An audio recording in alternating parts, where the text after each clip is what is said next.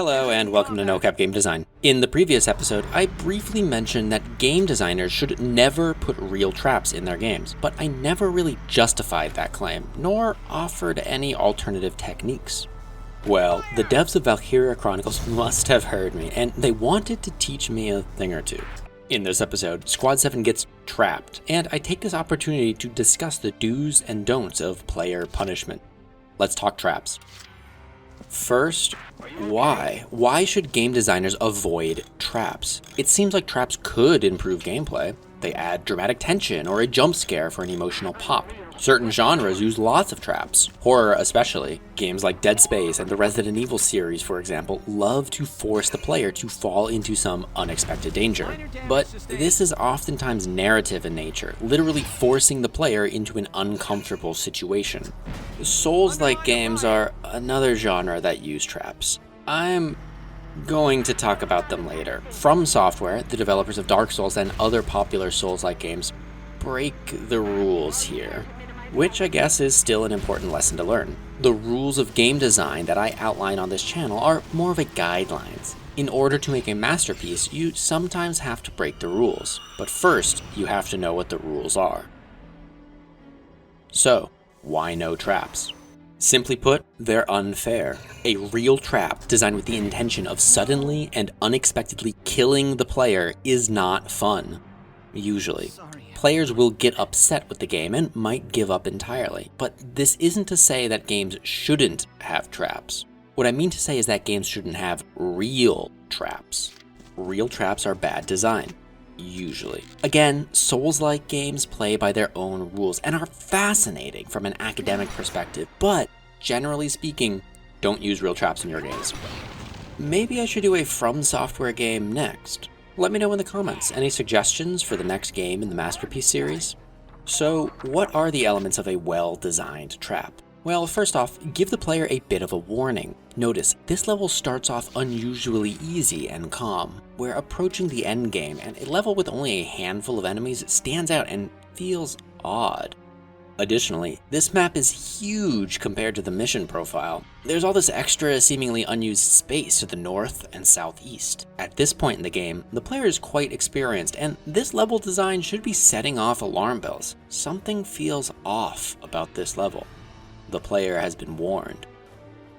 Next, a warning is only useful if the player has time to react to it. The developers give the players 2, maybe 3 turns to prepare. Alicia, who is not currently controlled by the player, is making short work of the few enemy units present. This gives the player a chance to position their units in a way to counter the incoming trap. How much time should a game give a player to prepare for an incoming trap? Hard to say, but the developers seem to recommend enough time to mitigate about half of the adverse effects of the trap. Okay, enough dramatic tension. In this level, the player gets pincered. That's the trap. An enemy army advances from the north and the southeast, but the player only has enough time to prepare and defend against the southeastern threat. 50% mitigation seems like a reasonable rule of thumb to me. Speaking of time, the next element of a well-designed trap is that the trap should be sprung early rather than late. Suppose the player puts in 45 minutes of gameplay, gets close to completing the level, but are suddenly destroyed by an unexpected trap. It's an extremely frustrating situation and therefore bad design. Alternatively, imagine the trap is sprung within the first 5 minutes of gameplay, and the next 45 minutes involve the player crawling back to snatch a victory from the jaws of defeat. That's a much better designed mission profile. Now, if your game is not level-based, then the advice is to put traps close after checkpoints. That way, if the player does fall to the trap, it's not that much time wasted. The last relevant question a game developer must ask themselves when designing a trap is, how potent should it be? How effective should this trap be at killing the player?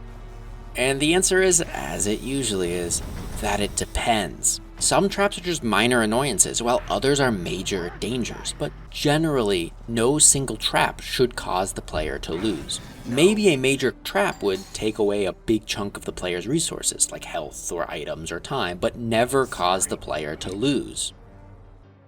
Another general rule of thumb here is that the trap's danger should be directly proportional to the amount of warning. Sudden and unexpected traps should be fairly minor, a jump scare with a single unit, or an unexpected weather event that reduces visibility. On the other hand, traps that have more warning can be more potent. For example, landmines that might be hidden behind a sandbag, but a player can look out for and avoid them. Or even more extreme, an entire level architecture that's clearly set up for a large battle but is suspiciously empty. The more warning you give a player, the more dangerous you can make the trap. At the beginning of the episode, I defined a real trap to be a thing that's designed with the intention of suddenly and unexpectedly killing the player. I also made the claim that this is bad design, usually, but I also offered some rules for designing good traps, and the rules basically boil down to don't make the traps sudden and don't make the traps deadly. Thanks for watching. This episode is a little shorter. There's a big deadline at work, and actually next week I'm on vacation, so I've got a lot of distractions right now. As you know, I post every other Thursday, and if you didn't know, well, now you do. My next video would normally be published on June 23rd, but as I said, I'll be away from my keyboard and unable to record, edit, or publish it. So consider subscribing, that way you don't miss the return, or even pushing the like button to train the algorithm a little. It seems minor, but it really is encouraging to know that other people enjoy these videos. In the next episode, Squad 7 is on the verge of pushing the Empire out of Gallia. I'll see you there. If we succeed here, the Empire will finally be forced out of Gallia for good. You'll pave the way for the real army. You got that, Farrat?